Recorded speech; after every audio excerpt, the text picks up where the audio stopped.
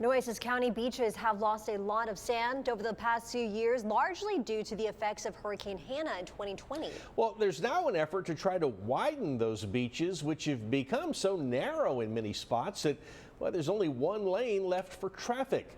Our Michael Gibson has details for us tonight from Padre Island. Here on Padre Island, along the beach, which sits right next to the old Bob Hall Pier, county officials admit that they've lost a lot of the beachfront here due to erosion, but they have a plan in place to try and re-nourish this beach if the money can be found to do the job. You can see that driving down the beach here is a tight squeeze.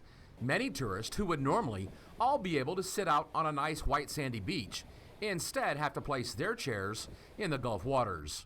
Jace Tunnel is one of the scientists at the Hart Research Institute and says storms and wave action are really to blame for the narrowing of the beach. Yeah, it's just all part of the natural cycle. Now, in certain situations, especially like after hurricanes and things like that, where there will be a lot of beach that's gone, if we want to be able to maintain that, sometimes we'll have to come in and actually bring sand into the beach to be able to widen it up. Just to the north of this area is the city-owned stretch of beachfront property over by the seawall. It's been widened thanks to a project that dredged sand out of the Packwe Channel and placed it right here. When Hurricane Hannah hit, it did a lot of erosion on our beach, and it's just the orientation, the way it came in, it took a lot of sand away.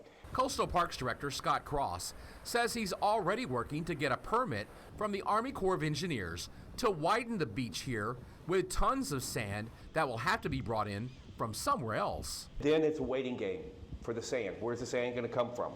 You know, I mean, there's lots of discussion. There's no sand directly offshore here that we could benefit from. It's a clay bottom out there.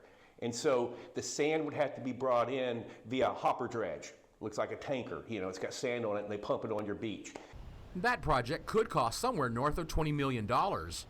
And that price tag is one stumbling block, along with the other one, which is the permitting process. That ordeal could take a year and a half to complete. Until those obstacles are cleared, your trip down the county beach is going to keep you on a straight and narrowing path. Michael Gibson, 3 News.